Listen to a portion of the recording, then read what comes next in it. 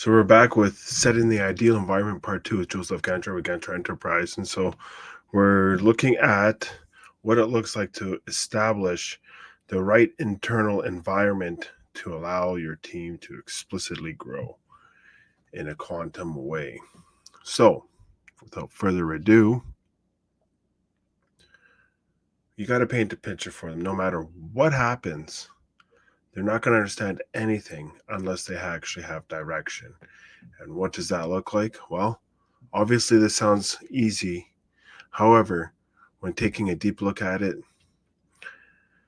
it's actually a lot more complicated than grabbing the paper and the crayons.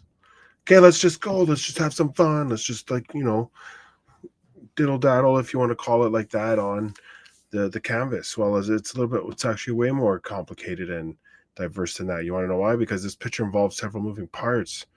So, how does this look like? You have to have essentially all moving parts of it. So a horizon, sun, mountains, birds, flowers, path of, and of course, lastly, yourself. You're like, what do you mean yourself? We'll get to that next week.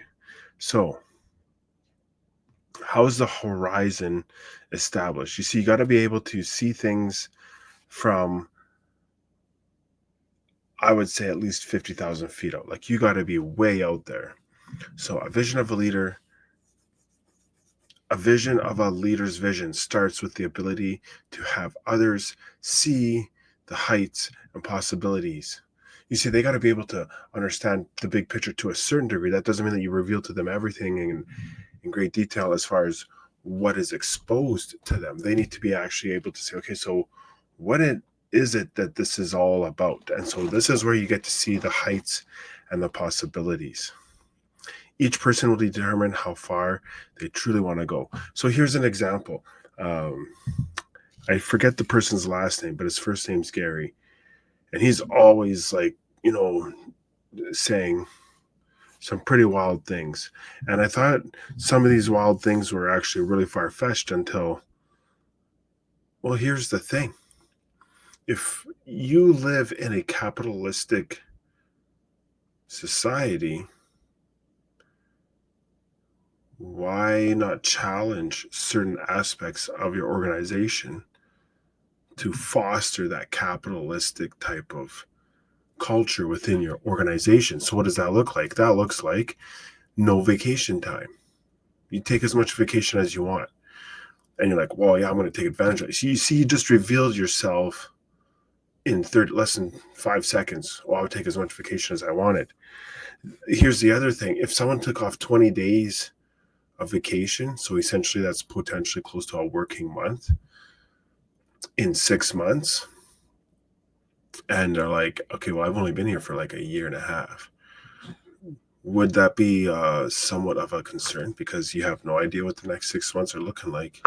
You still got the summer and the fall and obviously the winter. So you know they're going to take over a month of vacation time if they already offloaded a lot of their vacation time into the early stages of the year. So taking that into consideration, all the person's really doing is saying, here's your rope, choke yourself, the work has to get done. And if you're not being able to be an actual contributor, an actual, fully invested person to be in this team, because there's going to be people in here that are, it's probably just not going to be a good fit for you. So by cultural standards, you'll see how the parts tend to move, and then what happens is when they move, people will actually just start to fade off, and then you get someone that's actually stable and a high performer. They stay, so then that organization or that group of individuals will actually, it'll take a little bit. They'll like grab on and maybe drop a little bit, but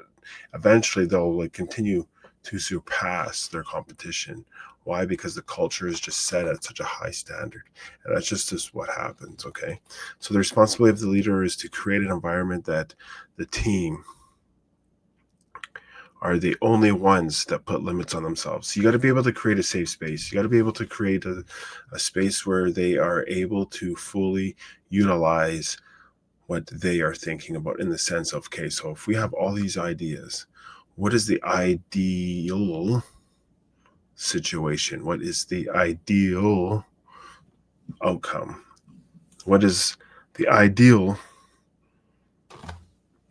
formula, or the ideal approach, or is it the ideal of many different things that are coming your way, so that you're able to actually understand, okay, no matter what may fall short throughout this process, because no matter how many times you have a creative plan, there's going to be parts of this plan, logistics, etc., that are going to kind of fall through the cracks. So you're going to fall down to your systems or your routines or what you have in place, as far as like, okay, if this happens, then we can do that. So that's how this kind of like pinballs back and forth. So the responsibility of the leader is to create an environment that the team are able to be the ones that put themselves with the limits. So the leader is establishing an environment where they're essentially thinking that they're limitless. Paul Harvey actually said this very well. A blind man is limited by his limits of touch. An ignorant man's world is limited to his knowledge. A great man's world is limited by his vision. So there you have it. You will be the limiter of yourself.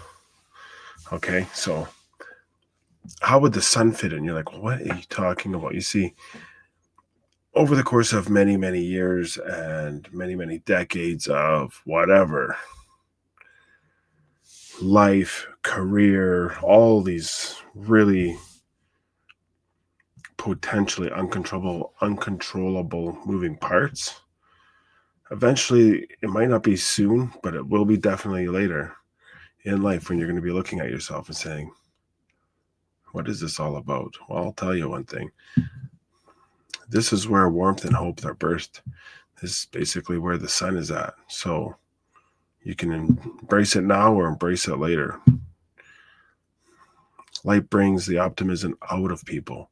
You see, you have to be able to show people the positive, the encouraging, the type of collaborative culture where you're able to actually say, we're banding together to create an outcome. And this is where optimism comes out in people. So one of the greatest functions of a leader is to keep hope alive. If you cannot keep hope alive, then it's probably not going to be a long-lasting endeavor, to be honest, because as soon as hope fails, so does everything else. That's pretty much it right there in a nutshell. So believe it or not, Napoleon said this: leaders are dealers in hope. Okay, so even Napoleon Hill figured this out hundreds of years ago. So it's right there. Why would mountains be mentioned? Well, see, every vision has its challenges. Every vision has its obstacles. Every vision is always faced with some type of opposition. You see, Edwin Land, founder of Polaroid, for those of you who don't know who Polaroid or what Polaroid is, well, go to the University of Google, and maybe that'll help you out. So first thing you teach a person is to feel that vision is very important and nearly impossible. That draws out the drive in a winner. You see, a winner has to be challenged. A winner has to be someone who is actually able to see things and experience things in a certain manner that seem to be, it's always a challenge because they are driven by the challenge. These are the ones that will always rise up when everyone else falls. So no matter what is presented, a true winner will never quit. This is why they win, and quitters never win. So always understand the moving parts of a group that you are leading or responsible with. You see, many people want to be the leader, but they're not able to be accountable or responsible as the leader. So wanting and thinking that you can do it, so doing and thinking that you can do it are two different things. So since this can potentially be one of the leader's greatest internal mountains that were never seen, because they never actually were able to actually understand all of the moving components of the potential of their team. So a leader has to be fully mindful of who can actually play the best choreographed opportunity, potentially I'm not too sure exactly how to say this, but you got to be able to create something out of nothing. So those that can create complete optimism and be very resourceful and understanding that our resources might be limited, but if they're able to really be able to see things in a manner that no one else really can, but you see that there's result in there and there is problem solving in there, and that does make sense on an approach, then you have potentially one of the greatest assets you could potentially ever ask for. But if a leader does not see the potential within each player or person that they are responsible for, then they are literally this is the beginning of the end for them, because they'll never be able to fully utilize each team member, which then over time, because you're going to see people that are going to change over the course of months and a few years, they are eventually going to say, I can't do this anymore. I got to move on. So there you go. And here we are, setting the ideal environment, part 3. We'll be back at 8 p.m. Pacific, 11 p.m. Eastern. Until next time, work hard and stay humble.